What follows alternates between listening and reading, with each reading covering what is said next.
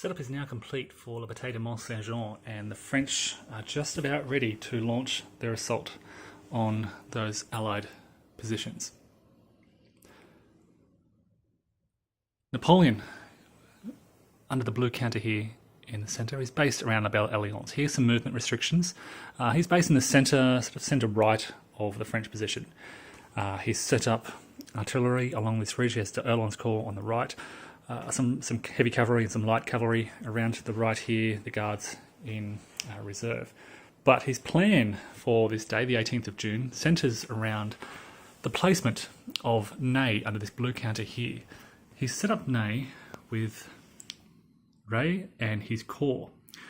This will let Ney activate Ray, who can then make a corps activation, which will let him bring Jerome's 6th Division, Foy's Division and Bachelet's Division into command at the same time. Now the plan here is for all three of these divisions to push and drive on Hougoumont in the centre here. Hougoumont is a massive barrier to Napoleon's advance. You can see it occupying sort of a centre-left position of the battlefield.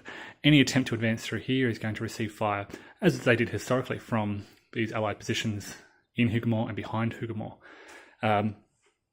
Any attempt to move around to the left will be fired upon by Hougoumont and those strong Allied positions behind Hougoumont.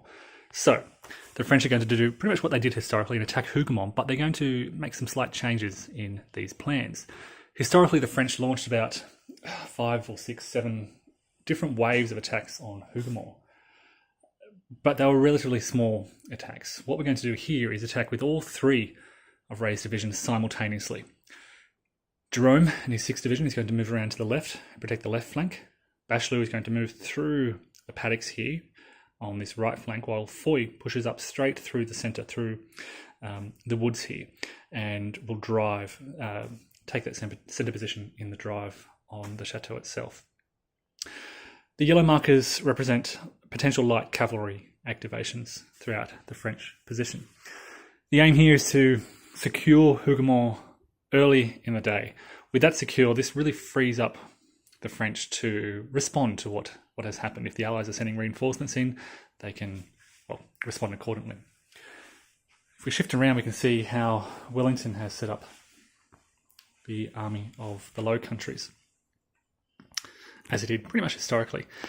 Wellington's main concern in setting up here, in presenting his forces, was that the French would outflank him on the right. He sent some certainly elite units, but in relatively low numbers, into Hougoumont early in the day.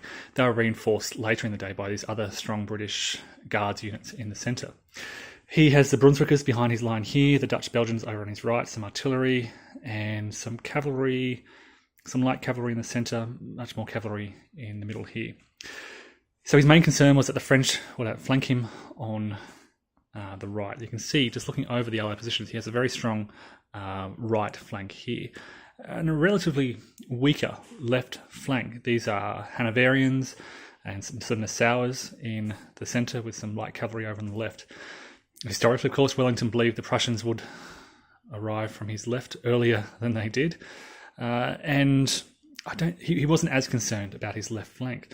There's been some debate about why he sent these Nassauers out, sort of in an exposed position here in front of his line. Certainly he wanted to defend La Haye-Sainte, but there's been some speculation that he wanted to punish the Nassauers for their poor performance at Quatre Bras. It's possible also he was trying to bait the French into an attack on his sort of centre rather than on his right, in essence to sort of bring the French around to this position here, which is kind of a nice little defensive position for the Allies. So they're the Allied positions. Wellington is in the centre here. He can go for his ride and activate his brigade commanders. You can see again the light cavalry leaders who can potentially activate, and the corps commanders. I think this is the Prince of Orange, Picton and Hill over on the right. Wellington's plan effectively is to wait and see what the French do, and he'll respond accordingly. His main priority is slowing down the French, slowing them down and giving the Prussians time to arrive from the east, which they'll do in accordance with their reinforcement schedule. The first reinforcements arrive at 1 p.m. and they steadily stream in throughout the afternoon. They will certainly turn the tide as they push from the left. So the Allies just need to hold on until such time.